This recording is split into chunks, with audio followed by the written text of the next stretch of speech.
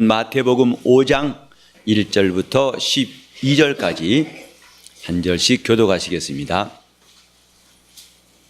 예수께서 무리를 보시고 산에 올라가 앉으시니 제자들이 나아온지라 입을 열어 가르쳐 가라사대 심령이 가난한 자는 복이 있나니 천국이 저희 것이미요 애통한 자는 복이 있나니 저희가 위로를 받을 것이며 온유한 자는 복이 있나니 저희가 땅을 기업으로 받을 것이며 의에 줄이고 목마른 자는 복이 있나니 저희가 배부를 것이며 긍휼히 여기는 자는 복이 있나니 저희가 긍휼히 여김을 받을 것이며 마음이 정결한 자는 복이 있나니 저희가 하나님을 볼 것이며 화평케 하는 자는 복이 있나니 저희가 하나님의 아들이라 일컬음을 받을 것이며 의를 위하여 핍박을 받은 자는 복이 있나니 천국이 저희 것입니다. 나를 인하여 너희를 욕하고 핍박하고 거짓으로 너희를 거스려 모든 악한 말을 할 때에는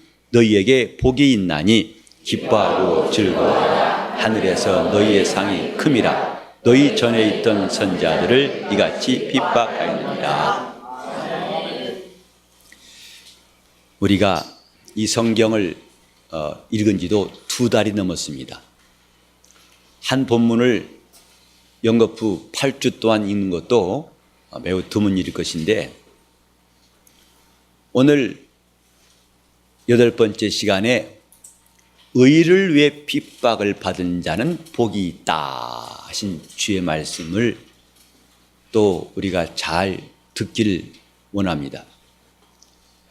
하나님 말씀을 듣는 것이 얼마나 중요한 일인지 모든 그리스도인들은 다시금 이것을 생각해 봐야 됩니다.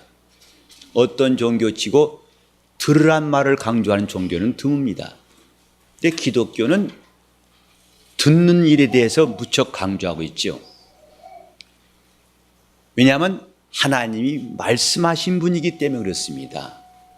그분은 처음부터 말씀하시고 또 지금도 말씀하시는 분이기 때문에 그의 말을 들으라. 예수께서 침례받고 올라오실 때에도 내 사랑하는 아들이요 내 기뻐한 자라 말씀하시던 하나님께서 산상에서 그 모습이 변화되는 현장에서도 똑같이 내 사랑하는 아들이요 내 기뻐한 자니 너인 저희 말을 들으라. 하나님 말씀을 들으라. 예수께서도 승천하신 다음에 이제 요한계시록에 똑같이 귀 있는 자는 성령께서 교회에 하신 말씀을 들으라 하고 말씀했습니다. 듣고서 믿음이 생긴다고 로마서 10장 17절에 말씀했습니다. 그만큼 듣는 것이 중요하건만 잘 듣지 못하기 때문에 흘려보내버리고 금방 잊어버립니다. 우리가 8번을 읽었지만은 그러나 앞으로 더 읽고 더 읽어서 이 말씀이 우리 마음에 기록된 사실, 하나님 말씀은 결국 우리 마음에 기록돼야 한다는 사실을 우리가 다시 한번 기억해야 됩니다. 귀로 듣는 것은 사람 말도 듣고 그러나 마음에 기록되는 것은 하나님 말씀만이 기록되는 겁니다. 우리가 말씀을 열심히 듣자 목사님 몇 번 들어야 됩니까? 마음에 기록될 때까지 듣는 겁니다. 그래야 그 말씀대로 살게 됩니다.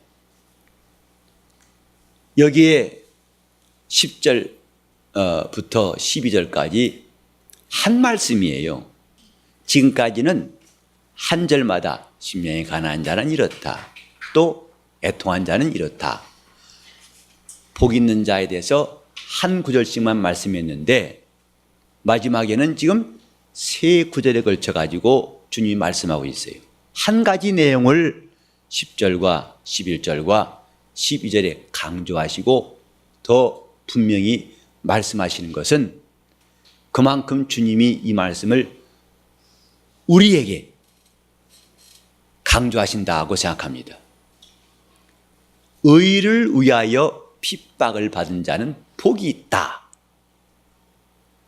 앞에 10년이 가난한 자부터 우리는 여러 말씀을 들었지만은 이것만큼 힘있게 들어야 할 말씀은 또 없다고 생각해요.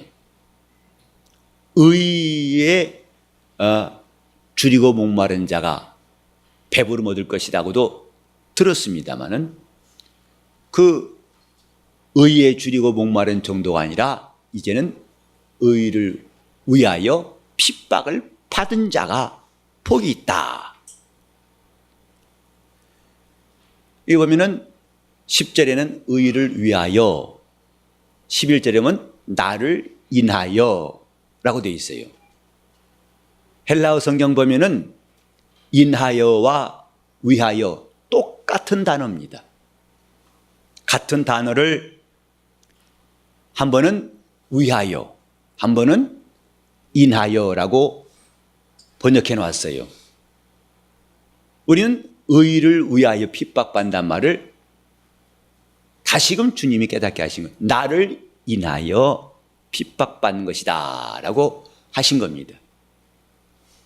그러니까 마침 그냥 의를 위해서 그러면은 그것이 상당한 오해가 올 수 있어요. 왜? 사람마다 의에 대한 기준이 다릅니다. 저는 대학 다닐 때 데모를 참 많이 하던 시절에 공부했어요.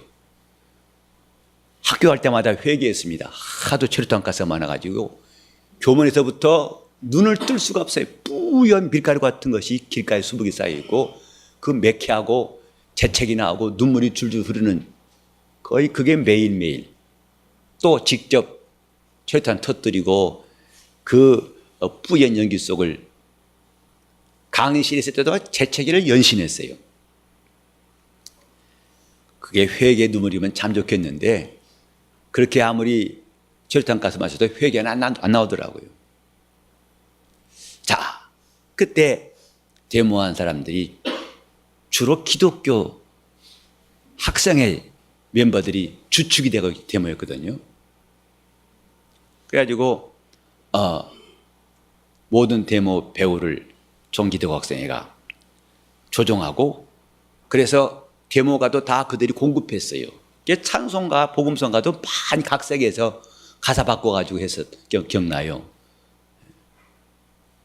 그 515장도 원래 데모가였어요, 그 당시에. 뜻없이 무릎 꿇는 이 복종 아니요. 정의가 사나니 해가면서 그때 정의는 당시 정권에 반대하는 것이었거든요. 그래서 뭐라고 하니 구호 가운데서 무릎 꿇고 살기보다 서서 죽기 원하노라 우리들은 정의파다 했거든요. 그게 의인 줄 알았어요. 근데 제가 그 데모하는 상황을 보면서 저 젊은 사람이니까 울컥하게 했어요. 왜? 같은 학생들이 머리채 장발 잡혀가지고 닭장 차라온 그에 끌려간 거 보면 막 분이 나거든요. 막 눈이 돌아가요. 나도 참을 수 없어요. 근데 제가 데모를 안 하게 된 동기가 있어요. 저는 데모 대회에 한 번도 낀 적 없습니다. 왜 그런 줄 아십니까? 저렇게 기세 좋게 정의파다 와와와와 때 막 스크럼 짜고 할 때는요 정말 의의를 위해서 목숨 버리는 것 같아요. 근데 마침내 전경들이 빠방 쏘면 다 도망가 버려요. 최루탄 하나에 정의가 깨져버리는 거예요. 제가 그때 난 저런 정의를 위해서는 함께하지 않겠다 결심했어요. 그래서 저는 4년 내내 한 번도 데모한 적 없어요. 정말 의가 뭐냐 이 말이에요.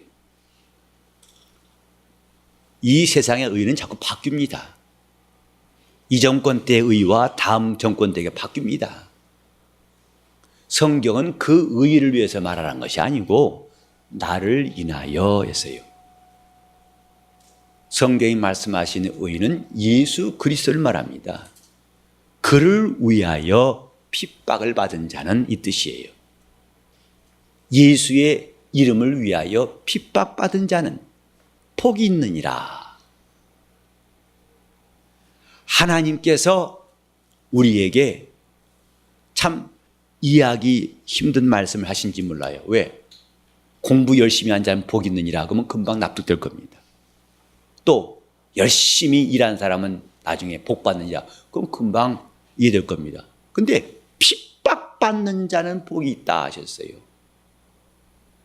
핍박, 그러니까 이 복은 아무나 가지려고 하지 않습니다. 왜? 핍박 때문에 그렇습니다. 심지어는 복되신 말씀을 가지고 예수 믿다가도 핍박 때문에 신앙 버린 사람도 많습니다. 총칼 앞에서 목숨 버리고 목숨을 부지하려고 신앙 팽개친 사람 많습니다. 핍박받은 자가 복이 있다. 참 역설적인 말씀이에요. 이 말씀을 받을 만한 사람이 많지는 않은 것 같다고 생각해요. 핍박을 받은 자는 복이 있다. 그럼 우리는 여기서 왜 핍박을 받는가를 잠깐 보시겠습니다. 우리 요한복음 15장을 보시겠어요? 요한복음 15장. 자, 우리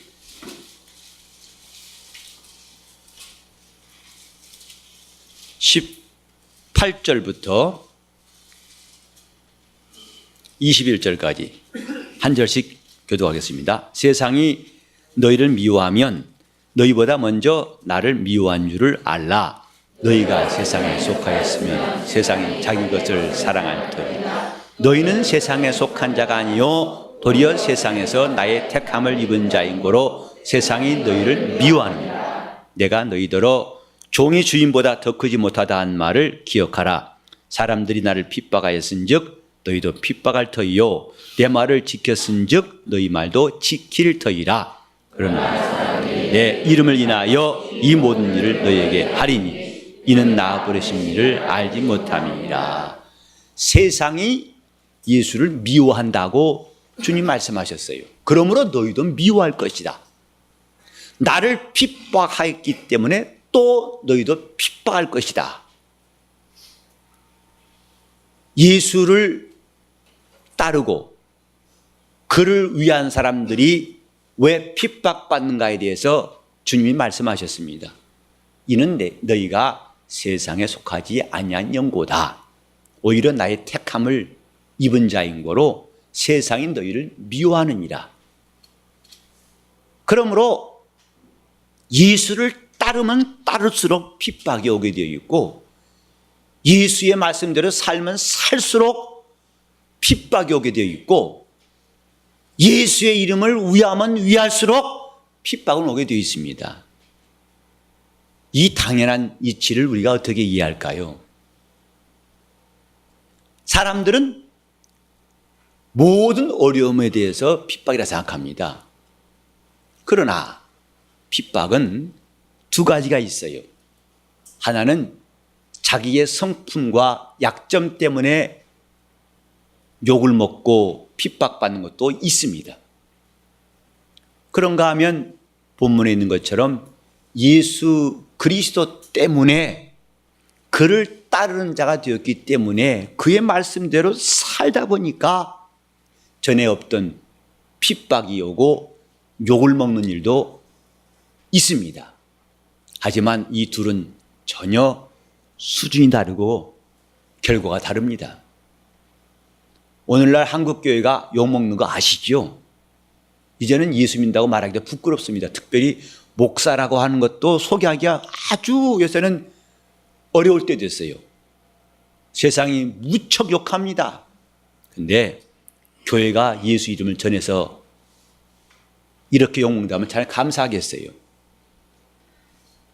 이제는 안 믿는 사람들까지도 저러면 안 된다 해서 욕먹는 겁니다. 교회가 타락하고 부패해서 욕먹는 겁니다. 이건 핍박이 아닙니다. 이건 복받는 것이 아닙니다. 예수의 이름을 전하다가 목베임 받은 사람들도 이 시대에 있습니다. 아프리카 나이지리아 같은 데서는 한 지역에서 그때 수많은 사람들이 그 이슬람 사람에 의해서 통째로 다 불에 타 죽었던 사진이 이제 페이스북에서 본 적이 있어요. 지금도 신앙 때문에 나는 예수 이름 믿습니다 하는 그것 때문에 그들에게 불이익이 오고 또 살육을 당하고 핍박받는 사람도 있습니다. 그건 복이 있는 겁니다. 주님은 그것에 대해서 복이 있다고 인정하시는 거예요. 내가 욕먹는 것이 무엇 때문인가에 대해서 우리는 알 필요가 있습니다. 남들로부터 질시를 받고 조롱받는 것이 과연 무엇 때문에 오는 것인지 알아야 그게 복이 되는지 아니면 자기 영혼에 화가 되는지를 분별할 수 있습니다. 영적 생활은 주님을 인하여 주님 때문에 모든 일이 시작되고 그 결과도 주님께서 인정하시는 것, 이것이 영적 생활이에요. 그런데 한 가지 사람들이 오해하는 건 뭐냐면 열심히 있으면 믿음이 있다고 생각합니다. 물론 저는 오늘 이 시간부로 열심을 다 버리라는 뜻은 아닙니다. 다 힘 빠져가지고 해파리처럼 흐늘거리면서 저 열심히 있으면 또 시험 들까 봐 저는 열심히 빼겠습니다, 이렇게 하는 것은 아니에요. 근데 착각한 게 뭐냐면 자기 열심은 하나님께로부터 나온 것이 아닙니다. 자기 열심이 지나치면 욕심이 되는 겁니다. 저는 우리 교회를 개척할 때부터 마음에 둔 몇 가지 사항이 있어요. 하나는 하나님의 열심과 사람의 욕심을 분간하자 하는 겁니다. 목회도 하나님의 열심으로 해야겠다고 다짐한 것입니다. 어떤 목사가 교인 수 늘기를 원치 않겠어요? 저도 어저께 어떤 분하고 대화하다가 그분 입에서 나온 말들을 제가 잠깐 정리시켰어요. 목사님께도 저는 절대배가란 말 쓰지 않겠습니다 그랬어요. 성경에 절대배가란 말이 있으면 저는 적극적으로 쓰겠어요. 그러나 성경에 주께서 수를 더하시니라, 주님이 구원받은 자 수를 더하시니란 말씀이 있지 절대배가란 말 없습니다. 저는 뭔가 그 말 속에는 인간의 욕심이 들어있지 않나 생각해요. 그러면 왜 교인들을 키우는가?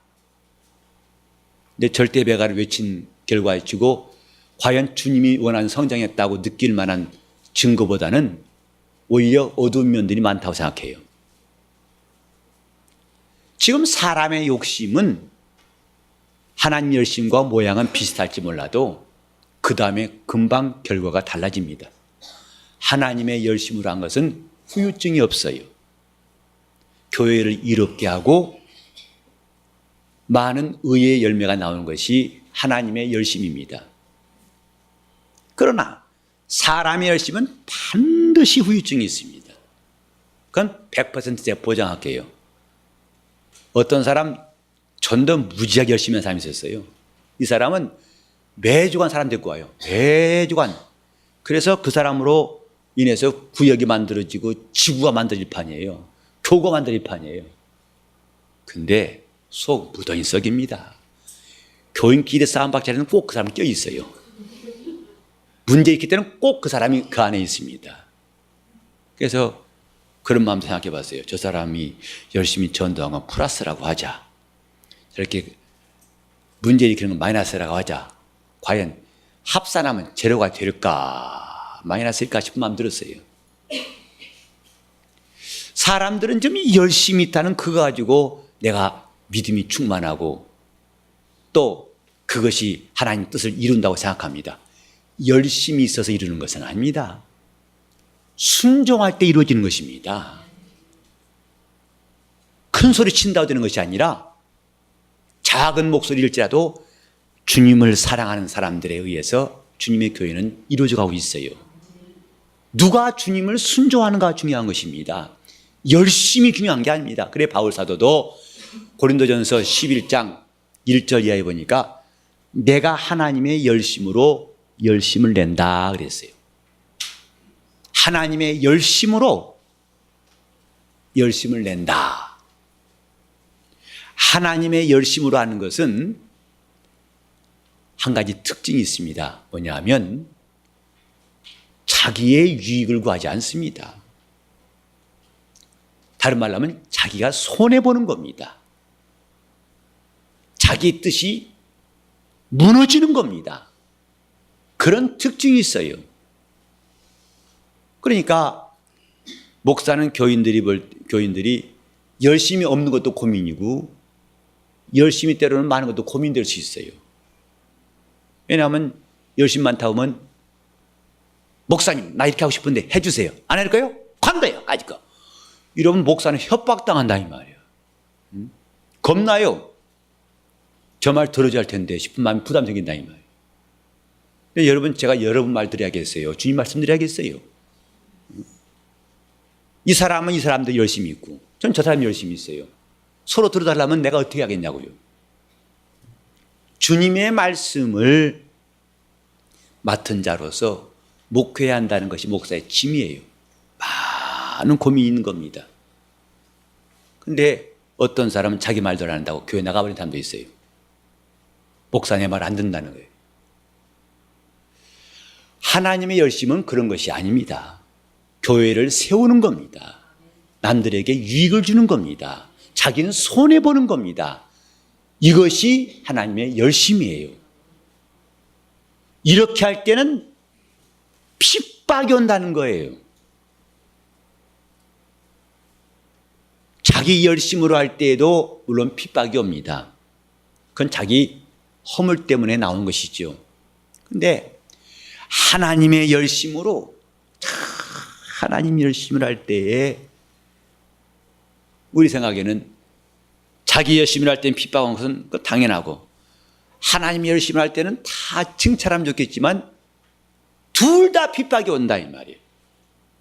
내 열심을 할 때도 나중에 남과 충돌해서 문제가 오고 하나님의 열심으로 할 때도 그것은 사방에서 칭찬만 있는 게 아니라 지까지 잘났다고 뭐 지가 뭐 하면서 또 수근수근하고 나중에는 엉뚱한 말까지 해서 욕도 나오게 됩니다.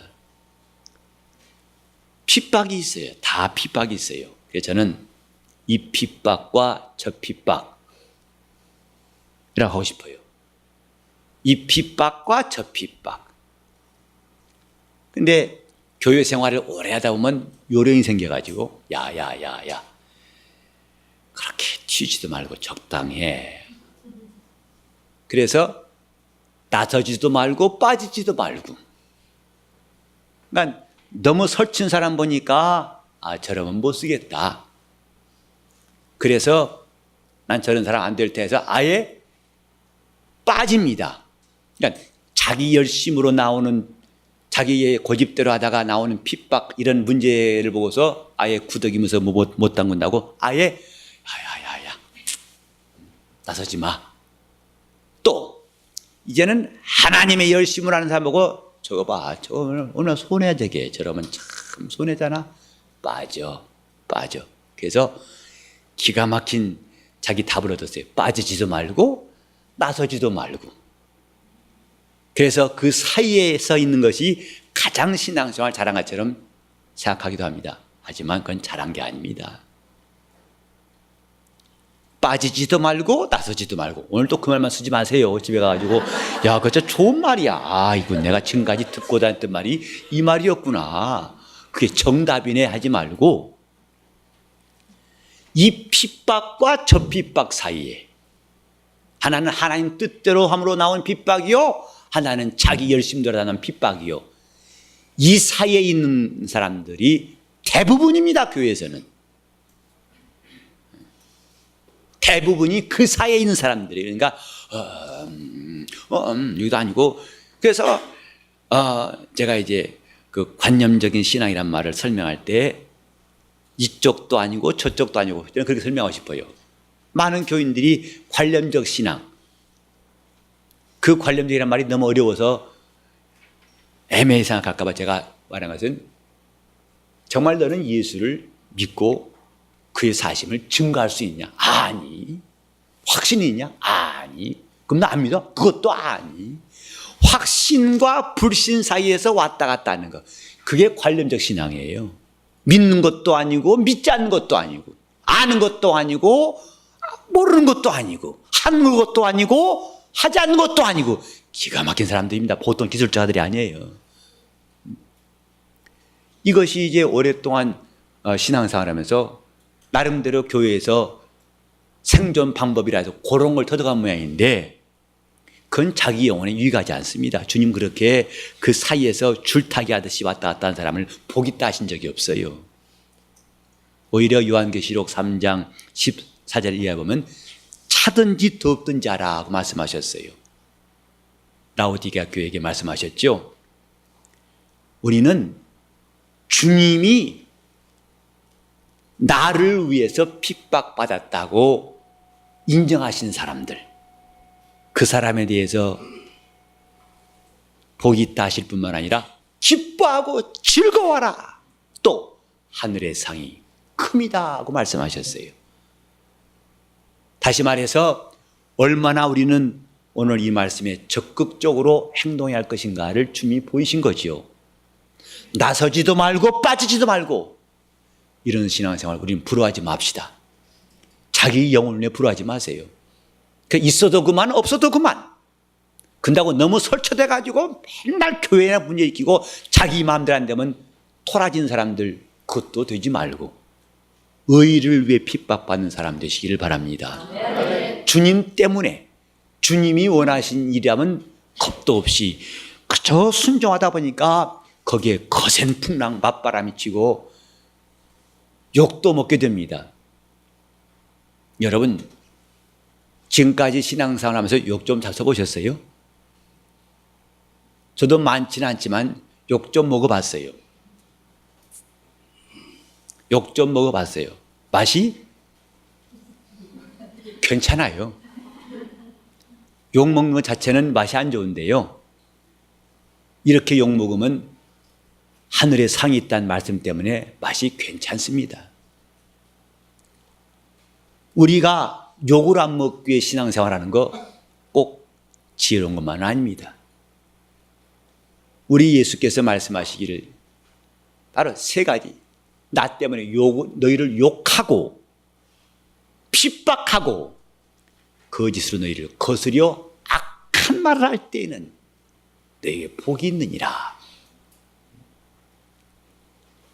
목사가 돼가지고 참 어처구니 없는 말을 들을 때가 종종 있어요. 기가 막히죠. 저는 우리 교회 개척한 다음에도 적지 않은 말을 들었어요. 가서 그 말이 사실이 아니라고, 이건 분명히 아니다고 말해주고 싶은 만큼, 그러나 그것은 내가 받을 일이다, 내가 감당했다 싶어서 서로 욕이 되더라도 감사하고 받는 것이고, 또 악한 말을 정말 이 거스려 악한 말 한다 할 때 그 말이 터무니없고 엉터리입니다. 그러나 그런 것들은 내가 오히려 주님께서 기뻐하신 일을 한다는 증거라고 생각해서 담대히 나가는 것이죠. 이게 하나하나 복이 된다고 믿기 때문에 담대해지는 겁니다. 그래서 난 한 번은 좀 그런 마음이 있어요. 더 좀 세게 하지 그랬나 싶으면서요. 더 좀 사정없이 나에게 더 좀 악한, 더 좀 강도 높은 말을 하지 왜 이렇게 미지근한가 싶은 마음도 들었었어요. 그때 내 마음은 하나님을 향하여서 바라는 게 이것이 주를 위해 받는 핍박이라면 감사할 것이다 이 말. 주님이 기뻐하신 일이라면 내가 사양할 필요가 없어요. 우리가 이 땅에 살면서 영적 생활을 그저 곱게 하는 것, 저는 곱게 하는 것을 여러분에게 권하고 싶지 않습니다. 왜냐하면 우리 주님이 사신 생애도 그렇고 또 성도들의 생애를 보면 곱게 산 사람이 없어요. 그들은 핍박을 겸하여 받고 오란 주의 말씀처럼 참으로 고난도 많이 받았어요. 근데 나중에 요한계시록 보면 그들이 나중에 주님께 신원을 하더라. 주여 우리 억울함을 언제 갚아주시겠나이까 하고 주님 앞에 신원을 하더라 같은 말씀이 있죠. 그때 우리는 주님께 신원할 말씀이 있어야 됩니다. 주님, 이렇게 내가 주님 앞에 참고